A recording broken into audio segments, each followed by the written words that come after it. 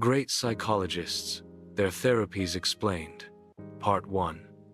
Every human mind is like a universe full of hidden memories, feelings, and potential. But how do we understand this universe? That's where psychology comes in. Today, in Part 1, we'll explore some of the greatest psychologists and the therapies they gave to the world. Part 1. Psychologists, Therapy Zone. Sigmund Freud. Psychoanalysis. Freud believed our mind is like an iceberg.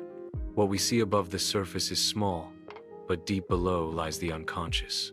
Our hidden fears, desires, and childhood experiences live there. Freud's therapy, psychoanalysis, involved free association patients lying on a couch, speaking freely, sharing dreams, slips of the tongue, even fantasies. By bringing hidden memories to light, Freud believed people could release inner tension. For example, if someone had unexplained anxiety, Freud might trace it back to a forgotten childhood trauma. 2. Carl Jung, Analytical Therapy. Carl Jung disagreed with Freud on many points. He believed we all share a collective unconscious, a library of universal symbols and archetypes like the hero, the mother, the shadow. Jung's therapy encouraged people to explore dreams, myths, art, and imagination to discover their inner balance. If you often dream of falling, Jung might say it's not random, it reflects your deeper fears of losing control. Therapy helps uncover meaning and integration of these hidden sides of the self. 3. Alfred Adler.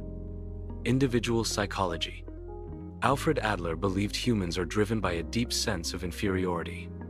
From childhood, we struggle with feelings of weakness or inadequacy. His individual psychology focused on how people strive for superiority and belonging. Therapy with Adler often explored family dynamics, birth order, and personal goals. For example, a middle child who feels invisible might overcompensate by becoming very competitive. 4. Carl Rogers. Person-centered therapy. Carl Rogers believed healing comes from acceptance. Instead of analyzing the patient, he listened deeply, offering empathy and unconditional positive regard. In person-centered therapy, the client is the expert of their own life. The therapist simply creates a safe, non-judgmental space.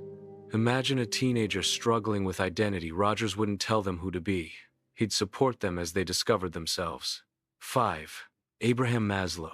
Humanistic Psychology. Maslow gave us the famous hierarchy of needs, from basic survival food, shelter, safety up to love, belonging, esteem, and finally, self-actualization, or becoming your best self. Maslow's therapy wasn't about fixing what's broken, but about nurturing growth. He believed that when our needs are met, we naturally move toward creativity, wisdom, and fulfillment.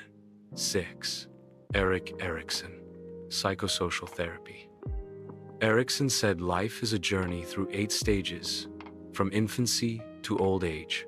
Each stage comes with a challenge like trust versus mistrust in babies, or identity versus role confusion in teenagers. Therapy based on Erikson's model helps people when they get stuck at a stage.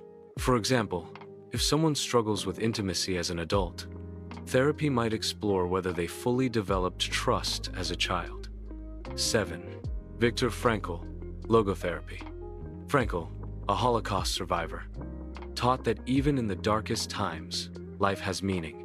His logotherapy focused on helping people find purpose, whether in work, love, or even suffering. He said, "Those who have a why to live can bear almost any how."